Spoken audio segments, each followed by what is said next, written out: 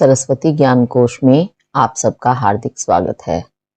आज हम कक्षा 12 के महाकवि कालिदास विरचितम रघुवंश महाकाव्यम का द्वितीय सर्ग पढ़ेंगे। इस द्वितीय सर्ग का एक भाग हम पहले पढ़ चुके हैं, जैसा कि आपको नाम से ही पता है। रघुवंशम, रघु यानी राम के जो वंशज थे रघु, उनके वंश का इसमें वर्णन किया गया है। तो इसमें हमने पहले भाग में क्या पढ़ा था आपको याद होना चाहिए, क्योंकि तभी दूसरा भाग हमें समझ में आएगा। तो थोड़ा सा मैं याद दिला देती हूँ कि रघुवंश के जो पूर्वज हैं राजा दिलीप, उनके जब कोई संतान नहीं होती है तो वे अपने कुल गुरु जो हैं उनके वशिष्ठ, महर्षि वशिष्ठ, उनके आश्रम में जाते हैं अपनी पत्नी सुदक्षिणा के साथ और उनसे पूछते हैं क्या क्या करना चाहिए कि हमें संतान प्राप्ति हो। तो गुरु वशिष्ठ जो हैं उन्हें कहते हैं कि आप मेरी जो नंदिनी गाय है, जो कामधेनु की पुत्री है, इसकी आप सेवा करें, इसे प्रसन्न करें तो निश्चित रूप से आपको संतान प्राप्ति होगी। तो राजा दिलीप अपनी पत्नी के साथ वहीं आश्रम में निवास करते हुए नंदिनी की सेवा करते हैं और 21 दिन तक नंदिनी की दिन रात सेवा करते हैं, उसके पीछे पीछे रहते हैं। 22वें दिन नंदिनी गाय राजा की परीक्षा लेती है और परीक्षा लेने के लिए क्या होता है कि जब राजा नंदिनी को वन में लेकर के जाते हैं, वहां पर पर्वतों की गुफाओं में एक सिंह, जो मायावी सिंह है, वह नंदिनी को दबोच लेता है और नंदिनी जो है बड़ी व्याकुल हो जाती है। राजा दिलीप अपने अस्त्रों द्वारा उसको छुड़ाने का प्रयास करते हैं, परंतु असफल हो जाते हैं।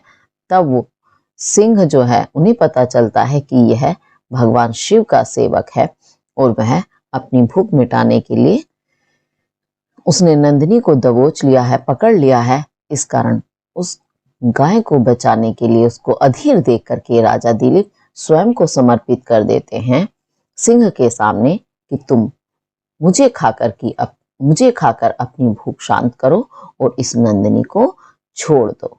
तो उस समय जो सिंह के और राजा दिलीप के बीच में संवाद होता है, उसका आगे का अंश हम देखते हैं क्या है। तो सिंह कहता है, जब राजा दिलीप खुद को समर्पित कर देते हैं सिंह के सामने, तो क्या कहता है सिंह? एकात पत्रम जगतः प्रभुत्वम नवम वयः कांतम इदम वपुष्य अल्पस्य हेतुर्बहु हातुम इच्छन विचार मूढ़ा प्रतिभासी में त्वम। कि हे राजा, एकात पत्रम, एकात यानी एक, पत्रम छत्र, एक छत्र, जगतः संसार का, प्रभुत्व है, स्वामित्व है, और क्या है? नवम, नवम यानी नवीन, वयः आयु है यानी युवावस्था है, और इदम, कांतम इदम है, इसे विच्छेद करेंगे तो हो जाएगा कांतम जमा इदम।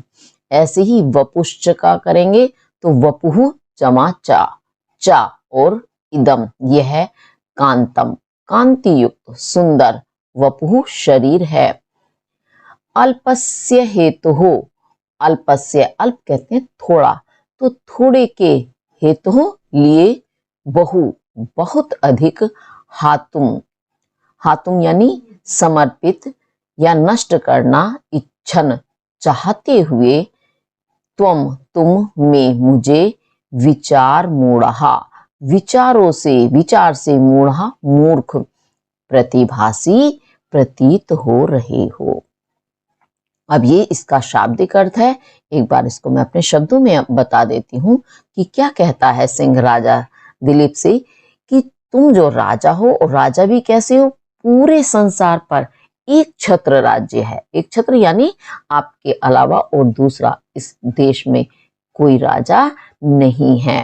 तो एक छत्र आपका राज्य है, प्रभुत्व है, स्वामित्व है संसार पर, और नवम वयः, नवीन आपकी वय है, युवावस्था है, यानी नई अवस्था मानी जाती है युवावस्था। तो युवावस्था है आपकी, और शरीर भी कैसा है? कांतम, सुंदर, इदम यह वपु शरीर च और यह आपका सुंदर शरीर है। तो अल्पस्य है तो अल्प के लिए यानी थोड़े से के लिए वो गाय को क्या कहता है सिंह कि एक एकमात्र गाय यानी थोड़ा सा है वो, उसके लिए तुम इतना कुछ हाथोमिचन त्यागना चाहते हो। कितना कुछ कि पूरे संसार पर आपका राज्य, युवावस्था, सुंदर शरीर सब कुछ एक छोटी सी गाय के लिए तुम त्यागना चाहते हो। तो इतना कुछ करने के इच्छुक मुझे कैसे लग रहे हो तुम? विचार मूढ़ा यानी विचार से मूर्ख प्रतिभासी प्रतीत हो रहे हो। क्यों? कोई भी व्यक्ति होगा तो वो जिसे इतना सुख संपन्न होगा, जिसके पास इतना सब कुछ होगा, नई युवावस्था होगी, सुंदर शरीर होगा, क्यों एक गाय के लिए स्वयं का त्याग करेगा? तो ऐसा उसको कहते हैं, कहता है सिंह। किसको? राजा दिलीप को। तो कहने का तात्पर्य है कि तुम मुझे गाय को खा लेने दो और तुम यहां से इसे छोड़ करके चले जाओ, ऐसा कहता है सिंह। अब और क्या वार्ता होती है और क्या कहता है सिंह राजा दिलीप को? भूता अनुकंपा तव चेदियम गोर एका भवेत स्वस्तिमति त्वदन्ते जीवन पुनः शश्वत उत्पल्लवेभ्यः प्रजा प्रजानाथ पितेव पासी। तो क्या कहता है सिंह फिर राजा से कि भूत अनुकंपा तव तुम्हारी, भूत प्राणियों पर अनुकंपा, अनुकंपा है, अनुकंपा यानी दया, चेत यदि तुम्हारी भूत प्राणियों पर अनुकंपा दया है तो त्वद अंते, त्वद तुम्हारे अंते, अंत होने पर इयम गो एका, इयम यह, गो गाय, एका अकेली, स्वस्तिमति, स्वस्तिमति यानी सुरक्षित भवेत होगी। और प्रजानाथ, हे प्रजा के नाथ, स्वामी अर्थात राजा, जीवन रहने पर यानी जीवित रहने पर, शश्वत कहते हैं निरंतर, उपलवेभ्यः, उपलवों से, उपलव यानी संकटों से, प्रजा की, पितेव पिता के समान, पासी रक्षा करोगे। अब ये आपको मैं अपने शब्दों में बता देती हूँ इसका शब्दार्थ था। तो सिंह कहता है कि हे राजा, यदि तुम प्राणियों पर दया की भावना रखते हो तो क्या होगा? दया रखते हो तो इसका मतलब यह है कि आपको सब पर ही दया करनी है, एकमात्र इस गाय पर नहीं। क्योंकि यदि तुम इस एक गाय के लिए अपने प्राणों का त्याग कर देते हो तो तुम्हारे प्राणों का त्याग होने से क्या होगा? सिर्फ एक गाय ही रक्षित होगी, उसी की ही सुरक्षा होगी। और यदि फिर आप जीवित रहते हैं, क्यों? क्योंकि प्रजानाथ यानी आप प्रजाओं के स्वामी हैं, राजा हैं, तो निरंतर प्राणियों पर, जीवों पर कुछ ना कुछ उपल्लव यानी समस्या, संकट या विपत्ति आती ही रहती हैं। और यदि आप जिंदा रहोगे तो उन विपत्तियों से सदैव, जैसे एक पिता अपने संतान की हर संकट से, हर समस्या से रक्षा करता है, उसी प्रकार आप भी अपनी प्रजा की उनकी विपत्तियों से निरंतर यानी सदैव रक्षा करते रहोगे। तो जीवित रहने से तो आप आजीवन न जाने कितने प्राणियों की रक्षा करोगे, और यहाँ इस समय प्राणों का बलिदान करके सिर्फ एकमात्र गाय की ही रक्षा कर पाओगे। अब ये आपको समझ आ गया होगा, एक बार इसको फिर से देख लेते हैं। चेत यदि तब तुम्हारी भूतानुकंपा, प्राणियों पर दया है तो त्वद अंते, तुम्हारा अंत होने पर, एका गहो, एक गाय, इयम यह एक गाय, स्वस्तिमति भवेत, सुरक्षित होगी या रक्षित होगी, प्रजानाथ, हे प्रजा के स्वामी अर्थात राजा, पुनः जीवन, यदि फिर आप जीवन धारण करते हैं तो प्रजा की, शश्वत निरंतर, उपलवेभ्यः, उपलवों से या संकटों से, पितेव पिता के समान, पासी रक्षा करोगे। ये इसका आपका शब्दार्थ और भावार्थ हुआ। फिर आगे देखते हैं और आगे क्या वार्ता होती है। फिर सिंह कहता है, अत एक धेनोर अपराध चंडाद गुरु कृशानु प्रतिमाद विभेषी शक्यो अस्य मन्युर्भवता विनेतुम गहा कोटिशः स्पर्शता घटोघनिहि।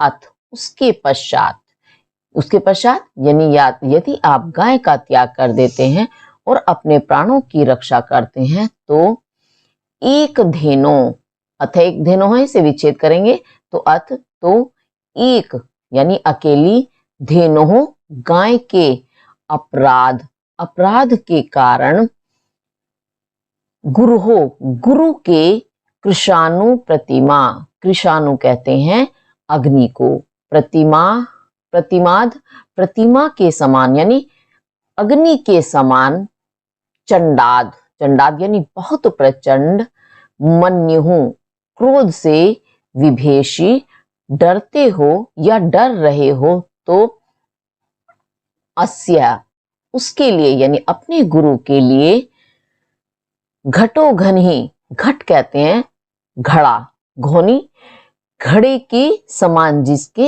स्तन है, यानी घड़े के समान स्तनों वाली, कोटिशः करोड़ों, गहा गायें, स्पर्शित करके, प्रदान करके, अस्य उनको, विनीत करने के लिए, शांत करने के लिए, भवता आप, शक्य समर्थ हैं।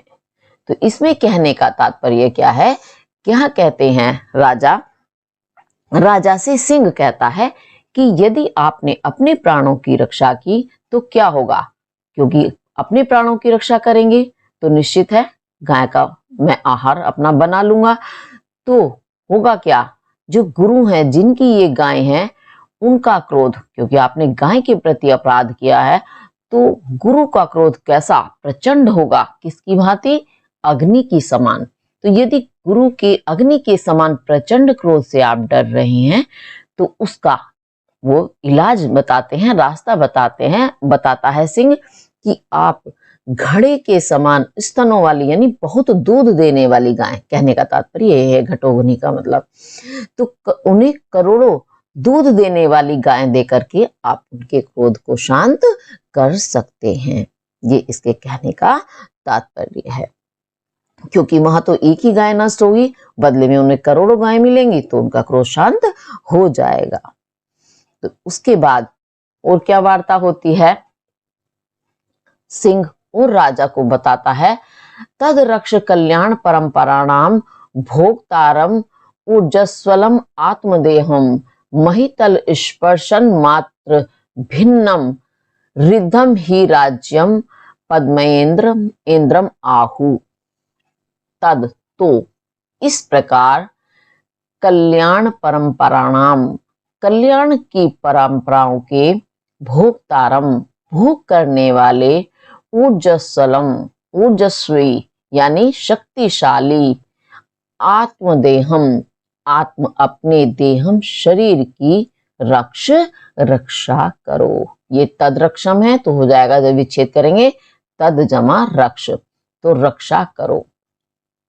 और ही क्योंकि ये शब्द जो है मृद्धम नहीं है, ये भिन्नम, भिन्न के साथ मां लगेगा तो हो जाएगा भिन्नम जमा रिद्धम। तो ही क्योंकि रिद्धम रिद्धिशाली यानी समृद्धशाली राज्यम राज्य को महितल मही कहते हैं पृथ्वी, तल स्थान यानी पृथ्वी के स्पर्श मात्र से भिन्न यानी अलग, पदम पद को इंद्र का पदम पद आहु कहते हैं। अभी आपको समझ नहीं आया होगा, एक बार इसको मैं अपने शब्दों में बता देती हूँ, फिर उसको दोहराएंगे दोबारा से। तो इसमें सिंह कहता है कि आप कल्याण की परंपरा, कल्याण से तात्पर्य क्या है, यानी सुख की परंपराओं के भोक्ता हैं, भोक्ता यानी भोग करने वाले। क्यों, वो राजा हैं और राजा वंश में यही होता है कि एक राजा की संतान है तो वो सुखों का ही भोग करेगी, और यदि वो स्वयं इस योग्य है कि वो श्रेष्ठ राजा बन जाए तो उसे सुख ही सुख प्राप्त होते हैं। तो यानी सुखों का भोग करने वाले हैं आप, और उसके साथ कैसे हैं, ऊर्जस्वल। ऊर्जस्वल यानी शक्तिशाली, ऊर्जावान हैं। और ऐसे तुम आत्मदेहम, अपने देह की यानी अपने शरीर की रक्षा करो, क्योंकि आप इस पृथ्वी पर सुख का भोग करने के लिए आए हैं और शक्तिशाली हैं। तो उस शक्ति का सही स्थान पर प्रयोग करके आप अपने शरीर का क्या कहना चाहिए, शक्ति का सही प्रयोग करने के लिए अपने शरीर की रक्षा करें। और भी कारण बताता है सिंह, क्या कहता है कि पृथ्वी पर तो एक राजा, पृथ्वी का राजा जो वो इंद्र के समान होता है। क्यों? इंद्र जो है वो स्वर्ग के राजा होते हैं, और राजा जो है, जो मनुष्य होते हैं, वो पृथ्वी के राजा होते हैं। तो दोनों में अंतर किस चीज का है? सिर्फ इतना है कि राजा जो है, मनुष्यों वाला राजा, उसने धरती तल का यानी पृथ्वी का स्पर्श किया, यानी वो पृथ्वी का राजा है, और वह स्वर्ग के राजा हैं। सिर्फ यही अंतर है। तो इंद्र के बराबर कहा जाता है राजा को, क्योंकि वो पृथ्वी का राजा है, इस कारण उनकी बराबरी जो है इंद्र के बराबर है। लेकिन सिर्फ अंतर यही है कि वो पृथ्वी के हैं और वो स्वर्ग के। तो एक बार इसको हम फिर से देखेंगे। कल्याण परंपराणाम, सुख की परंपराओं के भोक्तारम, भोग करने वाले, ऊर्जस्वलम, शक्तिशाली, आत्मदेहम, आत्म अपने देहम शरीर की रक्षा करें। तद इसलिए इसलिए कि आप ऐसे ऐसे हैं, इसलिए आपको अपने शरीर की रक्षा करनी चाहिए ही, क्योंकि रिद्धम, जो रिद्धि समृद्धिशाली राज्यम, राज्य को, समृद्धशाली राज्य को, महीतल स्पर्शन, पृथ्वी का स्पर्श, मात्र करने से, भिन्नम, अंतर वाला, ऐन्द्रम पदम, इंद्र का पद, इंद्र का स्थान, आहु कहते हैं। अब ये निश्चित रूप से आपको समझ आ गया होगा। आगे देखते हैं। एतावद उक्त्वा विरते मृगेन्द्रे प्रतिस्वनेनास्य गुहा गतेन शिलोच्चयो अपि क्षितिपालम उच्चहि प्रीत्या तम एव अर्थम अभाषते। अब उसके बाद सिंह जो है इतना कहकर चुप हो जाता है। तो मृगेन्द्रे, मृग कहते हैं पशुओं के इंद्र, राजा, पशुओं के राजा अर्थात सिंह। पशु का राजा कौन होता है? सिंह होता है, शेर होता है। तो सिंह के एतावद, इतना, उक्तवा, कह करके, विरते, रुक जाने पर, शिलोच्चयो, शिलोच्चय कहते हैं, जब इसे विच्छेद करेंगे तो शिलोच्चय जमा अपी हो जाएगा। तो शिलोच्चय कहते हैं पर्वत, पर्वत की गुहा, गुहा कहते हैं गुफा में, गतीन गए हुए, अस्य उसके यानी सिंह के, प्रतिस्वनेन, प्रतिस्वन से यानी प्रतिध्वनि से,